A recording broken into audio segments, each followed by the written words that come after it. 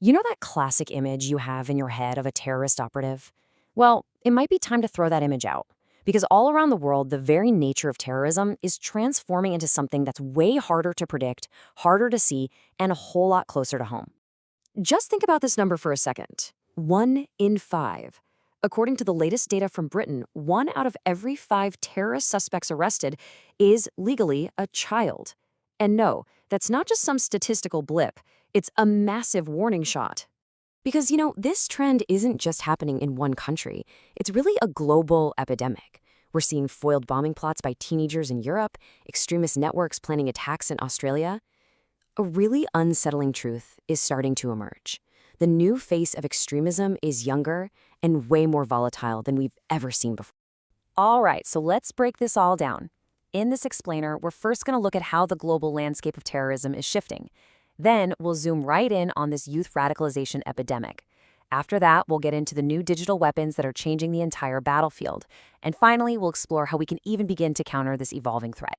Okay, so to kick things off, we really need to get a handle on the big picture.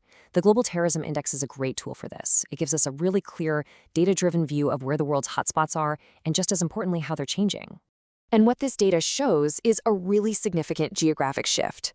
For the second year in a row, Burkina Faso is the country most impacted by terrorism. And it's not an outlier. Get this, 6 of the 10 most affected nations are now in sub-Saharan Africa. That marks a massive shift in terrorism's center of gravity. And this really paints a picture of stark contrast. While overall the global death toll from terrorism has actually been declining since its peak back in 2015, the Sahel region is going through a brutal escalation. Groups like JNIM are gaining serious ground. Meanwhile, former hotspots like Afghanistan have seen a major drop, but that's largely because the Taliban's actions as a state actor aren't counted in the index anymore. But even with this geographic shift, one name is still dominant: Islamic State, or IS, and its affiliates all over the globe still carry out more attacks than any other group. They continue to be an incredibly potent force, inspiring and directing violence that reaches far beyond any single region. All right, so let's shift from that 30,000-foot view down to the ground level and focus on what is probably one of the most alarming trends today: the radicalization of our youth. We're talking about a generation that's grown up entirely online, and extremist groups are weaponizing that space, offering this twisted sense of purpose to kids who feel isolated or unheard. Just read these words. This isn't some seasoned fighter from a war zone. This is a 15-year-old girl explaining her worldview to investigators. It is a bone-chilling look at the depth of ideological commitment that can be built entirely online. And her path to radicalization was just terrifyingly fast. In July 2023, she sees her first piece of ISIS content online. The social media algorithms immediately kick in, creating that classic rabbit hole effect, feeding her more and more extreme stuff. Within weeks, not months, weeks, she was a staunch supporter. A few months after that, she was actively looking for flights to Syria. And make no mistake, this is not an issue confined to one ideology. On the complete other side of the extremist spectrum, you have an 18-year-old in Singapore who idolized Breton Tarrant, the white supremacist behind the Christchurch mosque shootings. He didn't see a horrific massacre. He saw what he called a heroic sacrifice. And this kind of ideological commitment doesn't stay online. It manifests in the real world.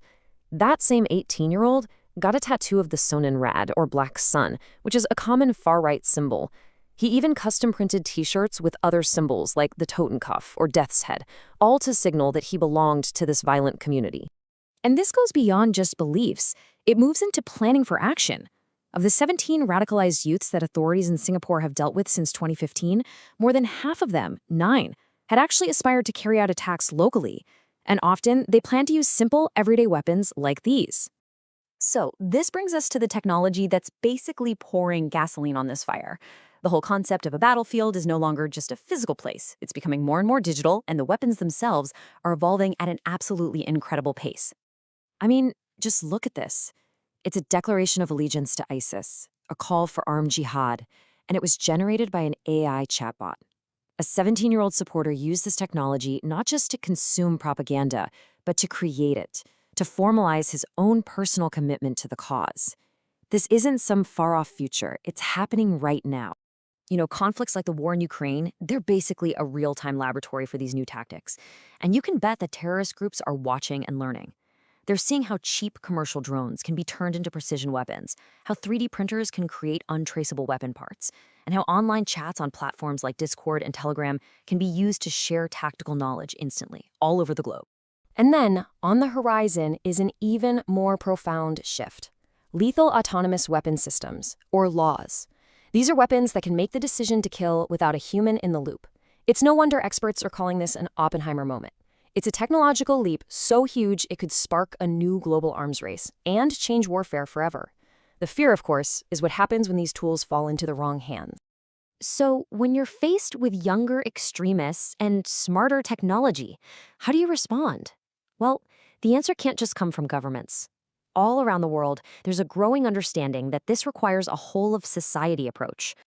Singapore's model is a pretty encouraging example of this in action.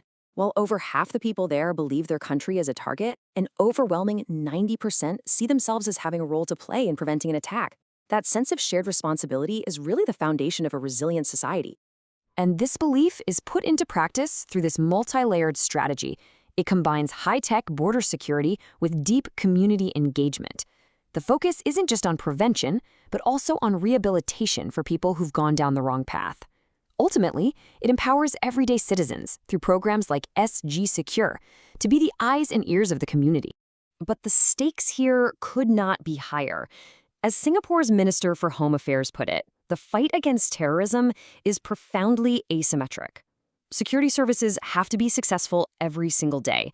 A terrorist only needs to succeed once. So, the key takeaway is this. Terrorism is evolving. It's getting younger, it's more decentralized, and it's way more technologically savvy. The new front line isn't some distant battlefield. For a lot of people, it's the device in their pocket. It's the social media apps on their phone. And all of this leads us to one final vital question. As this threat gets smarter, faster, and younger, are our defenses, as individuals and as a society, evolving quickly enough to keep pace